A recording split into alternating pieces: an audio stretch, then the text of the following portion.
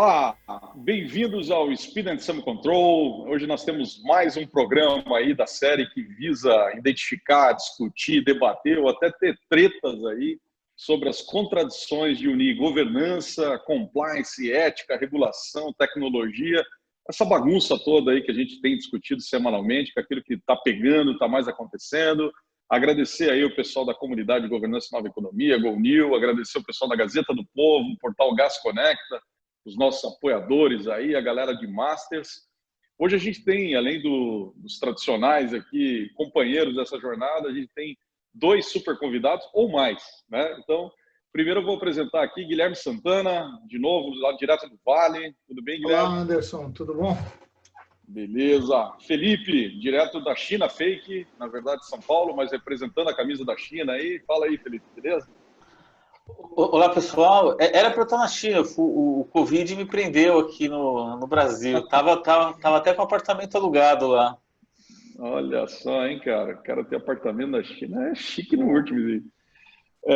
E hoje tem um dos nossos convidados, né? Excelentíssimo senhor Arthur Igreja. Tudo bem, Arthur? Como é que tá aí, cara? Tudo certo, Anderson. Tudo certo. Obrigado pelo convite. Que isso, privilégio tê-lo aqui. A gente tem mais um ou mais convidados, porque eu brinquei com isso, que a gente vai começar a dar um pouquinho de ar aqui, de frescor, tentando envolver o pessoal que é master, né, em governança e nova economia, que tem sido formado lá nos nossos programas. E é uma galera absolutamente sênior, tem pensamentos críticos também importantes. A gente discute muito, né, tem um espaço ao contraditório importante dentro do Master, que é unir esses assuntos de tecnologia, governança, controle, etc.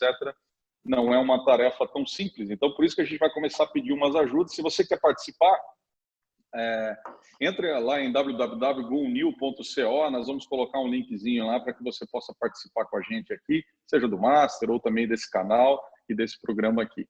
Mas vamos lá. A gente pensou nessa ideia aqui de dar uma discutida do assunto Facebook, né? E mais precisamente das contradições que tem orbitado a questão do Facebook nos últimos anos, né? O Arthur tem uma tese aí, né, para a gente começar a debater e aquecer, Arthur, quero que você coloque para a gente, a respeito de que talvez a gente esteja chegando ao fim, ao encerramento de uma era da ingenuidade do ponto de vista desses artistas das startups ou das grandes escalapes já mundiais, das empresas de tecnologia. Conta pra gente aí para ver se nós concordamos com esse trem aí que você tá vendo aí. Vai salvando. Eu acho que mais que concordar ou discordar é entender que são temas extremamente contraditórios, polêmicos e novos, né? Então, acho que isso que é o lado interessante da coisa. Eu coloco como o fim da Era da Inocência porque me parece que foi algumas coisas que aconteceram nos últimos anos, especialmente de 16 para cá, de 2016 para cá, no começo as empresas de tecnologia elas estavam se posicionando como isso aqui é muito novo ou eu não parei para pensar nisso. Mas começa a ficar evidente que algumas coisas foram empurradas até 2020. Só que as pressões de todos os lados começam a mostrar que esses temas vão ter que sim ser colocados na mesa, vão ter que sim ser debatidos. Então não é nenhum ponto de concordar plenamente com isso ou com aquilo, mas o que está muito claro para mim é que não dá para empurrar isso mais para frente, sabe? Felipe pode falar para a gente muito melhor com relação à China. Eu gostei do termo que ele usou no nosso pré-papo, que ele falou: na China as coisas são mais simples, que é um termo simpático, né, para delimitar que você tem um decisor, né? Então, nos outros países você precisa ter um debate. E por que esse debate é importante?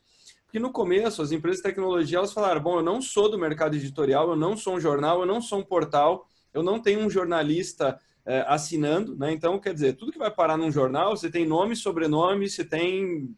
Tá muito claro isso. E as empresas, elas começaram, as de tecnologia, elas falaram, a analogia que alguns usam é o seguinte: eu só sou o cano, então se dentro passa água pura ou passa esgoto, eu continuo sendo só o cano, né? E aí vieram alguns provocadores, como o Scott Galloway, que ele fala que é muita ingenuidade ver a coisa dessa maneira, né? O Galloway, que é professor da NYU Stern, então ele fala, o Facebook se tornou um oligopólio. E o que é um oligopólio? Você tem, além de uma presença de mercado assustadora, né? Você começa a ter conexões políticas que são importantes. E isso a gente começa a ver de 16 para cá. O vazamento da Cambridge Analytica, por mais que o Facebook diga, bom, Para que isso foi usado, eu não tenho a ver, mas houve vazamento. Você conseguia pilotar aqueles games para entender perfil de comportamento das pessoas e, enfim, a partir de 17, a gente começa a ter uma série de pessoas relatando como isso aconteceu. Tem documentário Netflix, tem um bocado de livro. Aliás, o Mindfucked, que saiu esse ano, é um belo livro a respeito disso, detalhando, sabe, como isso aconteceu na prática. A partir de 18, sai o livro do Roger McNamee, que era o mentor do Mark Zuckerberg, falando o seguinte: olha, eu preciso falar, e inclusive ele tinha alguns bilhões em ações do Facebook, e ele falou, eu vou preservar essas ações, porque chegou num ponto de ruptura. Eu tentei dar todos os alertas para o Mark, só que chegou num ponto que eu sei que ele sabe, só que ele quer fazer de conta que não sabe o que está acontecendo. Ele quer realmente pagar de ingênuo indefinidamente. Até que ele publica um livro bombástico falando de dilemas morais e éticos incríveis e que sim, poderiam ser endereçados no Facebook. 2019, pelo escândalo de 16, o Facebook paga a maior multa da história, 24 de junho de 2019, e chegamos em 2020 com uma pressão inesperada, a pressão dos patrocinadores, porque por mais que você mantenha esse discurso do tipo, eu não tenho nada a ver com isso, e o Scott Galloway ele faz analogia do McDonald's, ele fala, você não pode se posicionar como plataforma o tempo inteiro, você não pode estar dentro de um avião da Boeing, cai o avião, você fala assim, eu sou uma plataforma de peças, então eu só junto o que os fornecedores me mandam. Você não pode ser você vai no McDonald's, come e passa mal, e depois você fala, mas eu só faço ali a união dos ingredientes, eu sou uma ponte, uma plataforma, de um lado produtor de alface, pão, hambúrguer, de outro lado pessoas que querem acessar isso. Então, ele fala que sim, os negócios têm responsabilidade. Nós tivemos aquela participação do Mark Zuckerberg, aquela audição, né, por parte dos congressistas, que foi um show de horrores. Então, se você estiver procurando alguma coisa para se divertir no final de semana, assista esse vídeo. Ele é absolutamente deplorável, porque simplesmente os congressistas não tinham a menor ideia do que perguntar. Então, eles faziam perguntas do tipo, como é que o senhor afirma que tem mais de 2 bilhões de usuários da sua plataforma se o senhor não cobra nada? Como é que a sua empresa está viva? Como é que paga as contas? Então, esse é um outro tópico que gera uma discussão só para isso, do ponto de vista, qual o know-how tecnológico de quem está no legislativo? O que essas pessoas, sabe, elas estão debatendo a partir de qual ponto de referência? E nos Estados Unidos deu para ver que, enfim, eles não sabiam nem que era o Facebook, né? Não tinha a menor ideia do que estava acontecendo. Isso que é lá, né? Exatamente. Então, o que aconteceu? O Mark, se você vê as imagens em câmera lenta, ele chegou completamente aterrorizado. Depois de meia hora de papo, a cada pergunta, ele estava rindo. Ele estava rindo. Porque ele falou, cara, isso aqui é uma conversa que, pelo amor de Deus, é um papo de louco no boteco, entendeu? Então ele se viu, se safou. Só que aí nós chegamos, 2020, esse ano atípico, para usar um termo simpático como o Felipe. E aí o que acontece? Nós temos George Floyd, nós temos e isso está intrinsecamente ligado a coronavírus, as pessoas estão estressadas, ansiosas, enfim, perderam a sua vida normal, né? Então todos os ânimos estão muito quentes. E aí o que aconteceu? Aconteceu que os anunciantes falaram o seguinte, olha, caramba, cara, realmente, você não consegue controlar o que circula nas tuas redes, então eu vou fazer o seguinte, eu vou tirar minha grana, aí quem sabe você começa a controlar. E chama a atenção, o Facebook fala que tem uma legião de verificadores de conteúdo. Em 2019 nós tivemos aquele escândalo na Nova Zelândia, né? Um cidadão entrou atirando, matando um bocado de gente, o vídeo ficou por quase 5 horas circulando no Facebook. O Facebook falou, eu não consigo taguear vídeo, eu não consigo saber o que está acontecendo.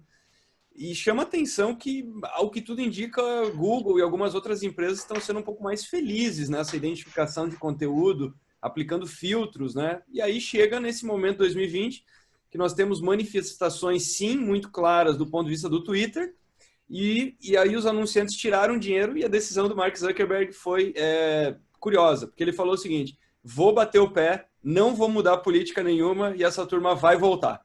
Então, nós estamos, Anderson, vendo um jogo de pôquer em que as apostas estão sendo aumentadas, eu diria isso. Eu acho interessante que o Mark está tendo um posicionamento, até já falei isso numa aula de Master, com poder referencial, né? Ele está dizendo assim, olha, tomar decisões para o Facebook é tão ou mais difícil do que tomar decisões em países, em estados, né? E a gente precisa de ajuda, né? Então certa vez ele faz esse papel aí de... Você concorda um pouco com isso, Guilherme, Felipe? Queria ouvir um pouquinho vocês aí sobre essas questões. Bem, eu gosto de colocar, é bom a gente entender o problema, né, para buscar uma solução. Então, quando se critica, e não é só na área de mídia social, recentemente você tem outras críticas dentro dos Estados Unidos, por exemplo, o setor bancário querendo se proteger do setor de tecnologia, por assim dizer, né? E aí essa questão do Facebook, que é bem anterior a 2016, né? Os A/B tests de campanhas políticas foram feitas 4 anos antes, quase 4 anos antes, a partir de 2013, nas campanhas não para presidente, mas nas campanhas locais. Então, assim, o ferramental tecnológico levou a esse outcome que a gente está vendo agora, do que pode se chamar de manipulação da informação. E da onde veio isso? Basicamente, as plataformas de mídia social, elas segregam assuntos e te mostram o que você quer ouvir. Então, se você tem uma tendência baseada no seu comportamento, a plataforma vai te jogar cada vez mais informação naquele sentido. Ela não gera informação, não filtra informação, ela segrega informação. Só que isso gerou problemas. Então, esse comportamento de uma plataforma, alguém entendeu esse comportamento e usou isso para uma finalidade não nobre, vamos dizer assim, que foi a manipulação política. Então, a discussão ela é bem mais profunda. O comportamento da sociedade tem gerado essas questões. Então, assim, o errado é a plataforma ou é a sociedade? Qual é essa medida? A plataforma ou porque, novamente, olha o nome, mídia social. Ela não é tratada enquanto mídia, porque mídia tem uma linha editorial. Essa discussão que o Trump quis transformar as empresas de tecnologia em empresas de mídia justamente para que elas caiam vamos dizer, no arcabouço legal de uma empresa de mídia. Que aqui nos Estados Unidos ela pode ter uma posição. Você tem aqui a mídia, o editorial da mídia, tem uma posição ou de esquerda, tá, como mais à esquerda, por exemplo, a CNN, ou mais à direita, como a Fox News. E isso é declarado. Isso não é um problema. Esse negócio de mídia, inocência, eu acho, você declarar que uma mídia é isenta. Isso não existe.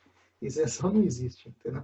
Então, do ponto de vista de entendimento de tecnologia, aí foi citada a questão do Congresso americano, de fato, a grande maioria das pessoas, inclusive, que discutem esse assunto, entendem muito pouco realmente do que acontece ali. Tá? Você tem aí, mesmo dentro dessas empresas, você tem times que trabalham em cada uma das áreas ali, que não tem clareza exatamente em como funciona. Tá? Então, assim, o ponto central é, pela primeira vez, você gerou, talvez, um unintended consequences, uma consequência que não se pretendia. É uma ferramenta de manipulação de informação em massa, onde você pode testar o resultado. Isso nunca aconteceu. Então, no momento que eu consigo testar o resultado, eu coloco uma palavra e vejo a reação das pessoas em relação àquela palavra, e com isso eu coloco uma segunda palavra para levar a essa reação para algum lugar, e é isso que aconteceu. E isso tem uma consequência política, que é a manipulação política. Então, agora, como é que estão matando o mensageiro aí, atacando a plataforma. Tá? Então, você pode ter certeza, aqui na Califórnia, que ninguém, assim, existe, obviamente, gente que é pró-Trump, mas a Califórnia, historicamente, é um estado democrata, e foi quem criou as ferramentas que ajudaram a eleger o Trump, literalmente. Tá? Então, assim, o modelo de negócio, no caso do Facebook, é interessante falar dos anunciantes, né? Mas, inclusive, os anunciantes colocaram nesse mês, no mês seguinte, nós vamos decidir. Porque o Facebook, de fato, tem audiência e tem uma ferramenta muito eficiente. Tá? Só que essa eficiência quando usado para algumas finalidades, ela cria essa discussão que a gente está tendo aqui. E dentro do Twitter, e aí vem o ponto central aqui, que é o efeito da velocidade da informação na sociedade. Então, se você tem uma velocidade muito rápida de informação, você não tem como filtrar, você não tem como, ou se deveria ou não filtrar, né, mas chegar à conclusão. E se você tem alguém, o problema é quando você tem alguém pilotando essa informação, checando o feedback teu da informação e te levando para um caminho, é o problema.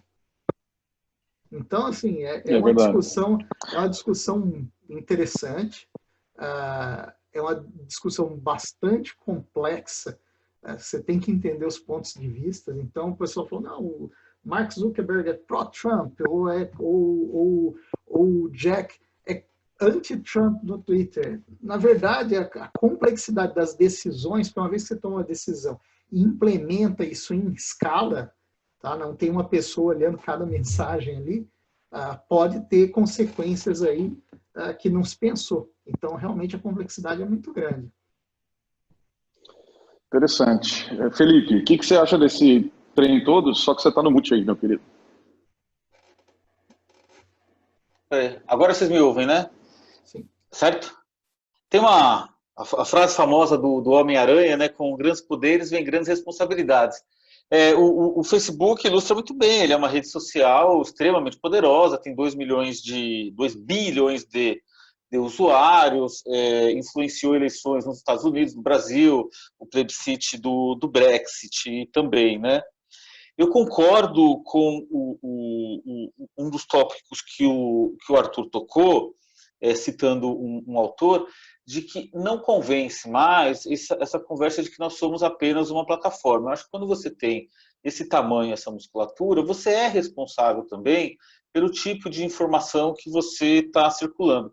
Vou dar aqui um exemplo que é consensual, que eu acho que ninguém vai se colocar contra. Se um usuário começar a publicar imagens ou conteúdos de pedofilia, ou ensinar pessoas a fabricar explosivos para explodir sinagogas, todos concordaremos que essas páginas devem ser retiradas do ar. Tipo, eu sou uma plataforma, o cara está fazendo isso daí, aí é com ele, se ele quer explorar criança ou explodir bomba, né? Então ele tem que assumir essa responsabilidade.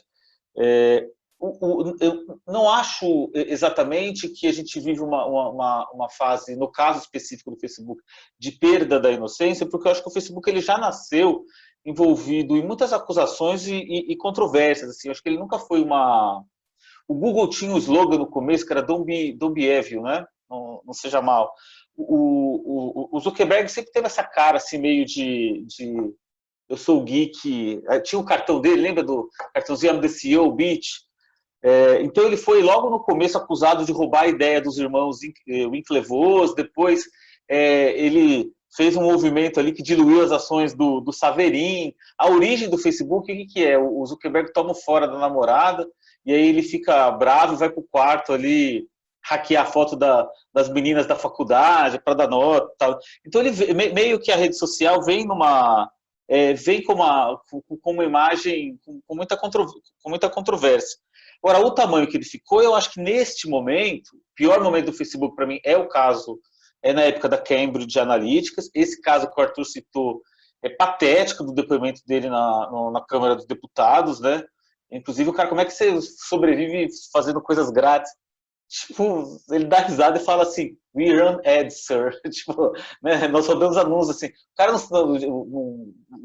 a gente que reclama dos políticos brasileiros, ali o parlamentar americano não se preparou nada para aquele debate, né?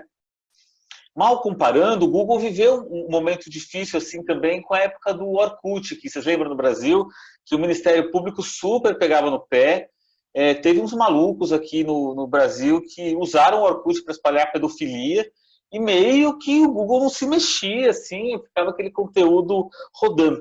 Nesse momento, eu acho que o Facebook tem feito movimentos para se proteger, eliminando páginas ou conteúdos que não podem ser aceitos pela sociedade. Acho que o Facebook age corretamente ao não tirar do ar páginas de extrema-direita ou que tem conteúdos mais controversos. Quer dizer, se você não pregar o racismo diretamente, mas quando eu tenho uma página que fala que Black Lives Matter é mimimi, o feminismo não tem nada a ver, porque isso já ficou para trás e tal. Eu sei que a gente pode até discordar disso, mas acho que o cara tem o direito de ir lá e colocar o seu ponto de vista. Acho que o Facebook está certo em deixar aquilo no ar. Ele não deve exercer a censura. Agora, as marcas, elas reagem. A Coca-Cola, a Unilever, ela não quer que a sua publicidade seja entregue nesse tipo de canal. As plataformas de publicidade programática fazem isso, elas entregam onde tem audiência. Então, você tem perfis como o Sleeping Giants, por exemplo, eles vão dar um print screen nesses canais e mandam ali para o diretor de marketing, para o CEO. Olha aqui, senhor gerente de marketing da Coca-Cola, o teu anúncio, a tua publicidade está ajudando a gerar receita para essa página aqui que prega, sei lá, contra o feminismo e tal. E você diz no teu site que você é a favor da igualdade de gênero e tal. Então, isso é muito legal porque não é o Estado se intrometendo, tomando decisões. As próprias marcas falam, olha, eu não quero. Não é que ela não quer estar no Facebook, ela quer estar no Facebook se o Facebook der retorno, né? O CTR lá gastei $1 e veio $1,20 de vendas para mim, tá ótimo. Mas ela não quer estar vinculada a discurso de ódio, a esse tipo de coisa. Eu acho que aí é uma questão tecnológica que o Facebook tem que trabalhar para entregar o anúncio da Coca-Cola e tal, aonde essa empresa quiser. Por último, em relação a essa declaração do Zuckerberg, os anunciantes vão voltar, eu sei que parece soar arrogante, assim, mas eu não acho que ele quer dizer assim, eu não vou fazer nada, os caras vão vir aí depois. Eu acho que eles estão agindo, e o que você vai falar para o acionista? Você vai falar assim, realmente, eles vão embora e a minha empresa vai ficar sem receita? Melhor você não bota dinheiro aqui na minha empresa. Aí a empresa vai para o buraco, de fato. Você tem que defender a sua... Sabe o candidato em eleição? Ele está lá em último lugar com 2%. Ele vai dar entrevista e fala, não, é hora da virada, eu vou ganhar. Ele fez o discurso que o time de relações públicas pediu para ele fazer, né? O que eu acho interessante é que o Mark, para bom ou para ruim, não consigo avaliar ainda, ele é um dos últimos caras que continua à frente, né? Ele é o fundador e o cara que continua à frente, porque o próprio Larry do Google já está mais afastado, já deu uma profissionalizada. Não sei, acho que me parece ele ser o aglutinador, né? O para-raio da coisa. E aí é que me deixa intrigado, porque ele não precisaria, né? Ele já poderia estar, digamos assim, numa outra posição, num conselho, alguma coisa assim, ou eventualmente lá na filantropia incentivada que o Gates faz, né? Que o Gates faz. O que vocês acham disso? Assim, ele é o último dos messias. Ele já tem 36 anos, né? Já resolveu a vida, ali, já tem muita idade, né? Tem 36 anos, já podia se aposentar. O que você acha, Guilherme? De fato ele é, né? Nessa posição assim de sparring ainda, ele continua se mantendo, né? Novamente, isso tem que entender a situação do Facebook, que é específica, né, do próprio contrato de acionista. Ele tem poder pleno sobre o Facebook, mesmo sendo uma empresa do tamanho que entendeu? Mesmo sendo uma empresa listada, tem aí detalhes que normalmente não vêm a público, então e refletem nesse tipo de atitude. Mas, novamente, é uma discussão e que ela vem de ângulos muito diferentes. No Brasil se apresenta um ângulo, aqui nos Estados Unidos outro, na Europa outro em relação ao mesmo problema. E ele é uma figura central em relação a isso. Então, sabe aquela história, se você tentar agradar todo mundo, você não vai agradar ninguém? É mais ou menos a situação que ele se coloca. E o poder do Facebook quanto a engajamento é muito grande. Então, tem perdido muitos usuários, né? Você tem aí efeitos de outras mídias, principalmente pessoa mais jovem. Facebook agora é coisa de velho, né? Então, a gente vê esse movimento claro, novamente, é o ciclo de vida aí dos produtos das plataformas. Se ele não se reinventar, a tendência não é ele morrer rapidamente, mas a relevância muda. E o Twitter. Então, acho que é importante analisar do ponto de vista de uma empresa desse tamanho, que tem responsabilidade com os acionistas e que tem um modelo de negócio. O modelo de negócio está em xeque no momento que você perde 73 bilhões de dólares de anunciantes. Então, você tem que entregar algo melhor para esses anunciantes. Então, assim, o que é esse melhor? Vai ser melhor para um, não vai ser melhor para o outro. Então, essa discussão, ela é profunda, mas no final do dia, é a discussão, por exemplo, de armar ou desarmar a população. A arma não mata, quem mata é o cara que está atrás da arma. Não que eu não sou a favor de arma, mas essa discussão, a mesma coisa que a plataforma. Então, existe sim, é importante entender o produto, né? O produto do McDonald's é o sanduíche. Então, não é que ele integrou, não. O produto dele, ele selecionou os ingredientes, ele colocou ali como produto final que ele está vendendo para a função de alimentar, entendeu? Então, se a função do Facebook é gerar uma mídia, seja ela com algum bias ou não, a gente tem que entender o produto e julgar o produto. Então, o produto Twitter é um pouco diferente do produto Facebook, que é diferente do produto do New York Times. Então, assim, é importante entender e a discussão é complexa. E, novamente, essas ferramentas, o como se usa ela é o problema.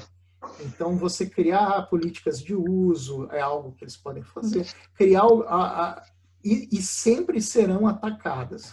No caso específico do Cambridge Analytica, o Facebook não era ele não era a política dele liberar aquelas informações. Eles infiltraram através da API de aplicativos que foram cancelados pelo Facebook, que extraía aqueles contatos. Então, novamente, a culpa do Facebook, a empresa acabou, a empresa foi processada e o efeito foi sentido não só nos Estados Unidos, né? O Brexit também é resultado aí desse tipo de manipulação.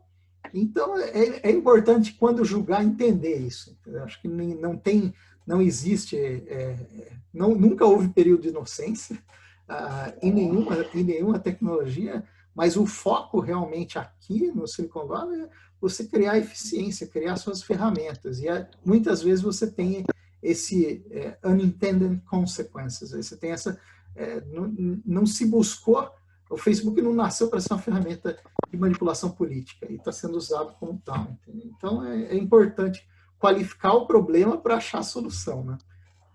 Arthur, perdão, Guilherme, não sei se você quer completar. Não. Então, Arthur, legal. É legal que a gente tenha no Speed and Some Control esse espaço também as discussões que acabam permitindo aqui a gente ter visões diferentes, né? O que você acha, Arthur, desse tréplica para você, meu querido? Mas é assim que o conhecimento é construído, né? Então, bacana é isso. E eu acho, quando eu falo da inocência, a inocência para mim é pelo seguinte ponto de vista. Há 10 anos atrás, eu acho que eu vou muito na linha do que o Guilherme falou, simplesmente, cara, não tinha como há 10 anos atrás imaginar a discussão nesse patamar. Então, eu acho que é nesse viés, sabe? Que se você voltar no tempo, você estava, sei lá, 10 anos atrás usando o Facebook de uma maneira bobinha. Você não estava usando a ferramenta e pensando, não, porque daí isso aqui vai, a eleição e tal. Você estava, sei lá, criando uma conta para uma vez por semana colocar uma foto, entendeu? É nesse quesito que a coisa ganhou um outro patamar. A gente está jogando um outro jogo, com outro alcance, com outro poder, na linha do que o Felipe falou do Homem-Aranha. Há 10 anos atrás, cara, a capacidade de poder da plataforma era ridícula perto de hoje. Ridícula, absolutamente ridícula. Eu anotei alguns pontos aqui, porque eu acho que tem alguns paralelos. Essa semana eu estava dando uma entrevista a respeito disso, e tem alguns, porque as pessoas ficam pensando assim, mas qual que é a dor do anunciante? O que tem a ver o Sleeping Giants, né, e tudo mais? Cara, bem ou mal, na prática, o que nós estamos vivendo por parte dos anunciantes é o equivalente a você contratar um outdoor, você falar, bom, eu quero colocar Go New, quero colocar Anderson no outdoor, quero colocar a cara do Anderson e os livros ali e tal, no outdoor. E você contrata a empresa e se pergunta, onde é que tem muito fluxo? Ela fala, ó, aquela rodovia ali tem fluxo pra caramba, passa muito carro, caminho do aeroporto, e eu tenho uma placa ali na entrada daquela fazenda. E aí a gente descobre que naquela fazenda tem trabalho infantil, tá entendendo? Dali a pouco a fazenda estampa os jornais, e você fala assim, cara, mas como assim que o meu anúncio estava lá? Ué, mas você pediu visibilidade e tráfego, eu te dei o caminho do aeroporto, tá entendendo? Você vai ficar puto da vida com a empresa outdoor. E é por isso que os anunciantes estão putos com o Facebook, porque eles estão vendo, porque o consumidor está cobrando lá na outra ponta, sabe? Toda aquela discussão que a gente teve com o Colin Kaepernick, com a Nike, enfim, todas essas associações de imagem, o fato é que é um consumidor, como o Guilherme estava falando, que a coisa é bem mais profunda, é que consumidor está cobrando marca está cobrando plataforma que posiciona anúncio, tá entendendo? Então, você está emprestando a tua imagem, tem elementos aí complicados. Com relação ao que o Mark falou, na verdade, eu concordo com essa tese de que ele está, como ele não tem algo melhor para falar, ele está se preservando, né? Ele está falando, não, mas nós temos algum controle da situação. Mas, na verdade, ele foi bem explícito ao dizer, nós não vamos fazer mudanças de política, então eu espero que eles voltem. Eles vão voltar. O tom dele foi bem... arrogante, né? Foi bem explícito e arrogante. Então, acho que foi bem Zuckerberg, né?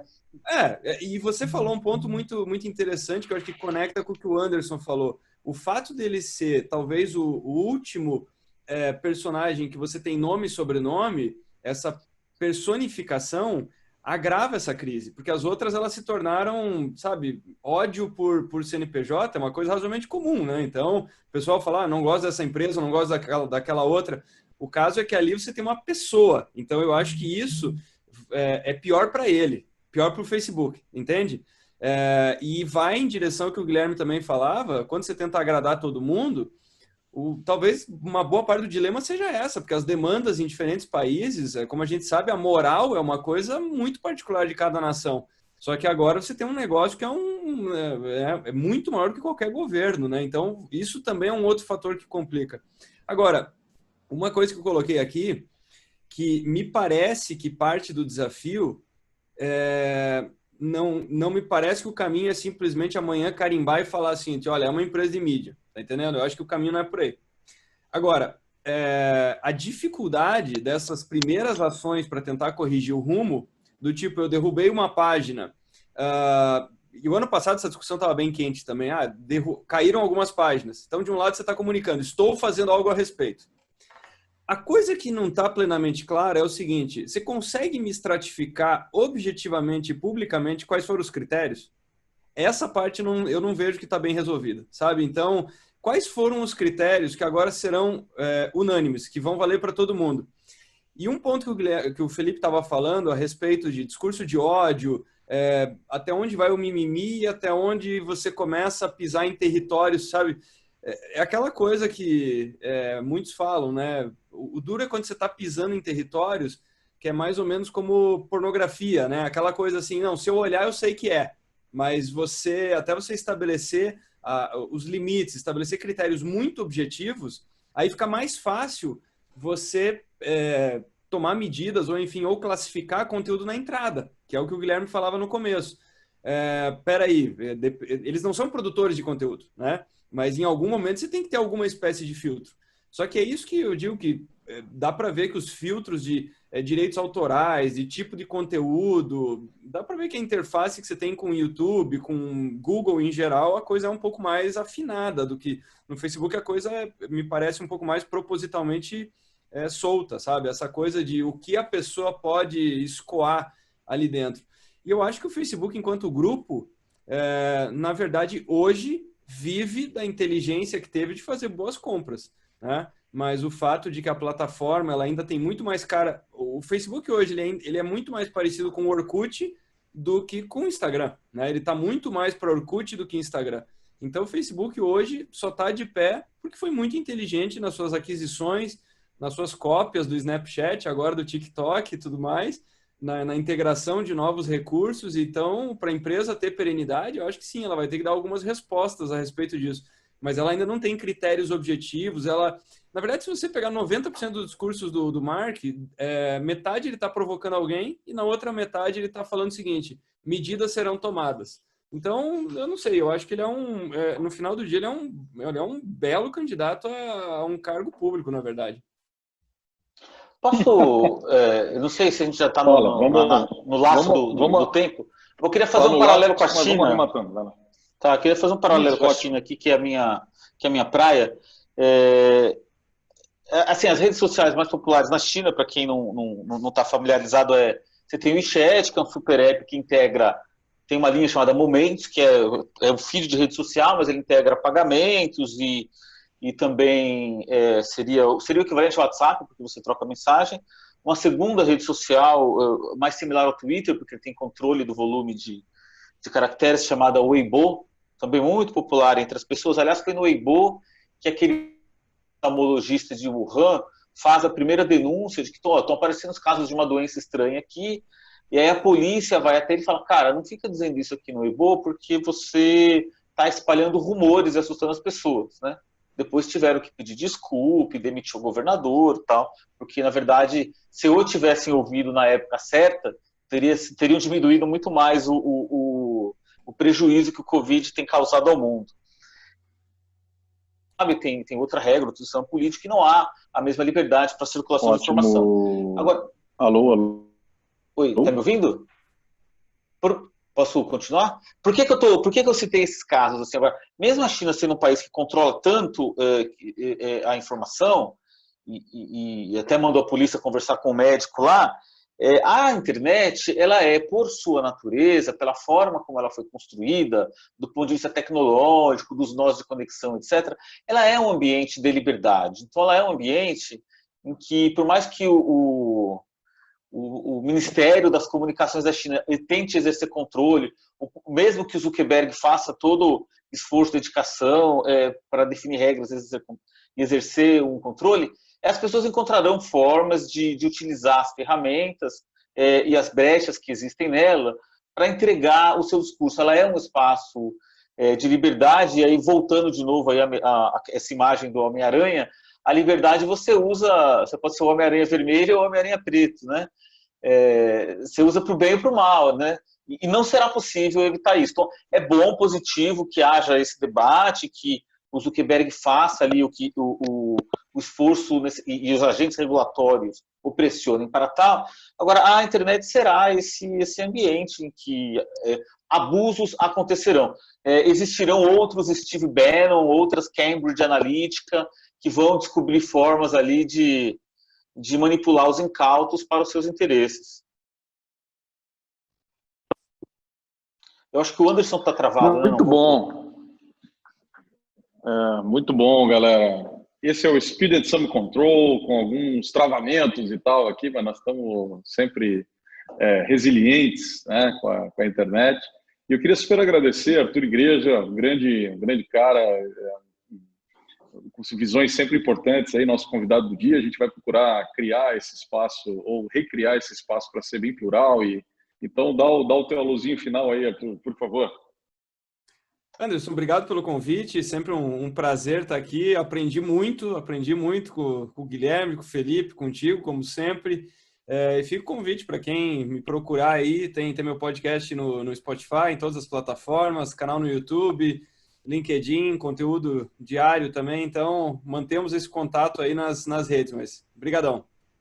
Muito bom, muito bom. Obrigado aí por nos enriquecer aqui, lá no Master também. A gente é muito feliz aí com as tuas provocações. Doutor Guilherme, muito obrigado aí pelo ponto aí no Vale. Sempre boa discussão aqui. É isso aí. Doutor Felipe também, muito obrigado, cara. Xixi. Tamo juntos. Obrigado também à Gazeta do Povo, obrigado ao portal Gasconecta e ao pessoal da comunidade GoNew, Governança e Nova Economia. É isso aí, vamos discutir essas contradições aí, tentando encontrar certas respostas. Um forte abraço, galera. Até mais.